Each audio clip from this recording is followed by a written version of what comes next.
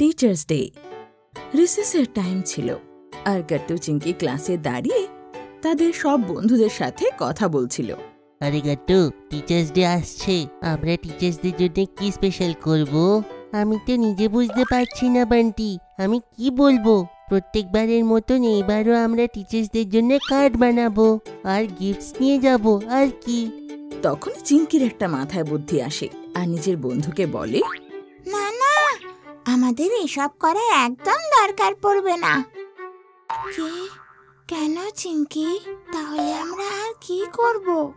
আমার কাছে একটা ফ্যান্টাস্টিক প্ল্যান আছে। আমরা সবাই মিলে একটা বই লিখবো। সব বাচ্চারা চিঙ্কির বই লেখার কথা শুনে অবাক হয়ে যায়। তখন চিঙ্কি বলে, আচ্ছা দেখ, আমাদের স্কুলে যত টিচার আছে, আমরা বইয়ের প্রত্যেক পাতায় এক একজন টিচারের ব্যাপারে ভালো আর স্পেশাল কথাটা লিখবো, আর সাথে ওনাদের ড্রয়িংও বানাবো। আর টিচার্স ডের দিনে সেই বইটা ওনাদের আমরা গিফট করব। ওয়াও চিঙ্কি, এই আইডিয়াটা তো বেশ ইউনিক আর দারুণ। কিন্তু স্কুলে তো অনেক টিচার আছে, আর প্রত্যেক টিচারের জন্য বই বানাতে তো অনেক সময় লেগে যাবে। আর টিচার্স ডে তো 2 দিন পরেই না। হ্যাঁ চিঙ্কি, গুড্ডি ঠিক বলছে, এই প্ল্যানটা খুব ভালো, কিন্তু এটা সত্যিতে করা খুবই অসুবিধার।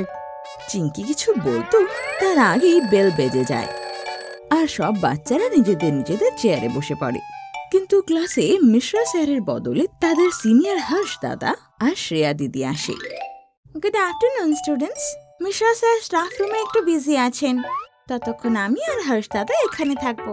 তোমরা সবাই তোমাদের বই বের করে পড়াশোনা করো, ওকে? সব বাচ্চারা ঠিক তাই করে।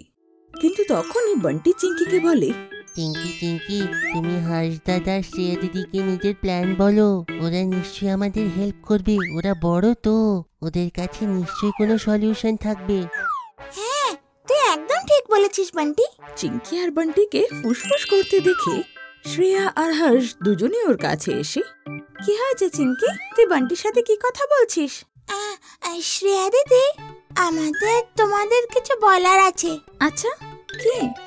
তারপর আর কি, চিঙ্কি তার আইডিয়া শ্রেয়া দিদি আর হর্ষ দাদাকে বলে দেয়, আর ওদেরও চিঙ্কির আইডিয়া বেশ দারুণ লাগে। চিঙ্কি, তোর এই আইডিয়াটা তো বেশ দারুণ, আমরা এটাই করব। কিন্তু শ্রেয়া দিদি, এতগুলো বই আমরা এখন কি করে লিখবো? গাট্টু, সব হয়ে যাবে, চিন্তা করিস না। তোরা শুধু সবাই মিলে একটা বই বানাবি, যাতে সব টিচারের ড্রয়িং হবে আর ওনাদের ব্যাপারে লেখা থাকবে। তারপর আমি আর হর্ষ মিলে সেই বইটার অনেকগুলো কপি বের করিয়ে নিব। আরে বাহ, এটা তো খুব ভালো আইডিয়া। তাহলে তো আজ থেকেই শুরু করতে হবে। হ্যাঁ গাট্টু চিঙ্কি, কিন্তু আমরা লিখবো কিসে? তোমরা A4 শিটে লেখো আর পরে সেই শিটগুলো আমাদের দিয়ে দিও। বাকি সব জিনিস আমরা দেখে নেব। কিন্তু হ্যাঁ, এই কাজটা কিন্তু আজকেই সেরে তুলতে হবে। হ্যাঁ দাদা, আজকেই আমরা এই কাজ শেষ করে ফেলবো। ইয়েস! বিকেলবেলা সব বন্ধুরা গাট্টু চিঙ্কির ঘরে আসে। ওদের কাছে অনেকগুলো A4 সাইজের পেপার, কালার্স আর গ্লিটার্স ছিল। চলো বন্ধুরা, শুরু করা যাক। দাঁড়া বান্টি, আগে সবকটা পেজের চারধারে এই সুন্দর করে ডিজাইন বানাতে হবে, আর তারপরে আমরা সবার উপরে টিচার্সদের ড্রয়িং বানাবো। তারপর টিচার্সদের ব্যাপারে লিখবো, ওকে?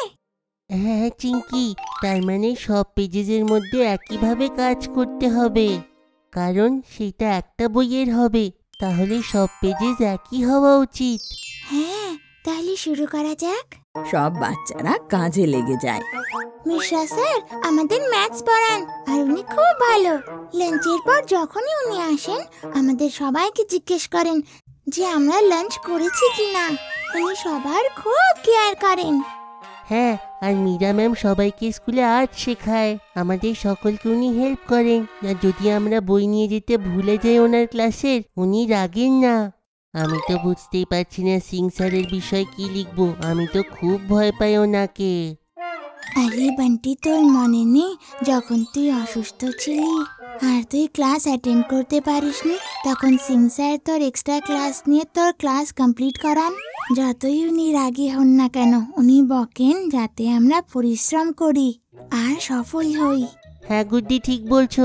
আমি জানি সিং স্যারের ব্যাপারে আমি কি লিখবো।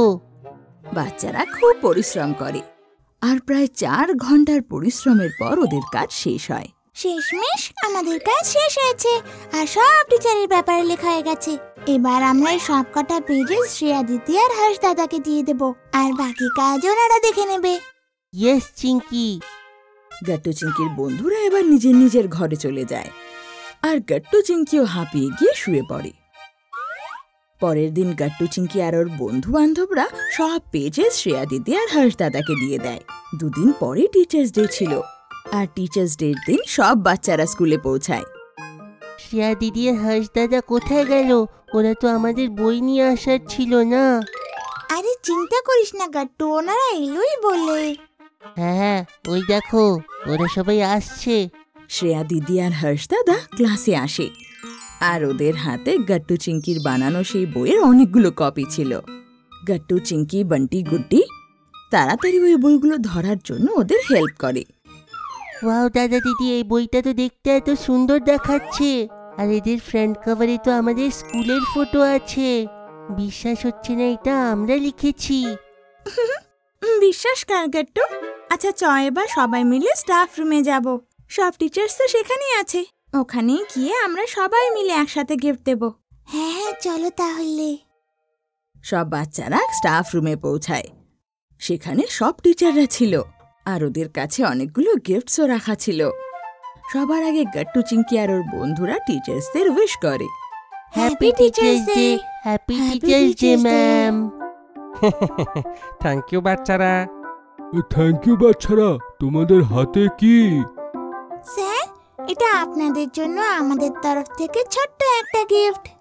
যখন টিচার্স বইটা খুলে দেখে আর নিজেদের ব্যাপারে পড়ে, তো খুব ইমোশনাল হয়ে পড়ে। সব টিচার্সের বইটা খুব ভালো লাগে। মানতে হবে বাচ্চারা, তোমরা তো খুবই ট্যালেন্টেড। আগে গিয়ে তোমরা নিশ্চয়ই ভালো কাজ করে সফল হবে দেখবে। থ্যাংক ইউ স্যার, কিন্তু আজকে টিচার্স ডেতে সকলের সঙ্গে একটা সেলফি তো হওয়া উচিত। এটা ঠিক বলেছিস গাট্টু। চ, আয় তাহলে একসাথে সবাই মিলে সেলফি নিয়ে একটা। সবাই একসাথে সেলফি নেয়, আর এইভাবে গাট্টু চিঙ্কি টিচার্সদের টিচার্স ডে মেমোরেবল বানিয়ে তোলে। আমাদের ভিডিও ভালো লেগে থাকে তো আমাদের ভিডিওকে লাইক করুন, কমেন্ট করুন আর সাবস্ক্রাইব করুন।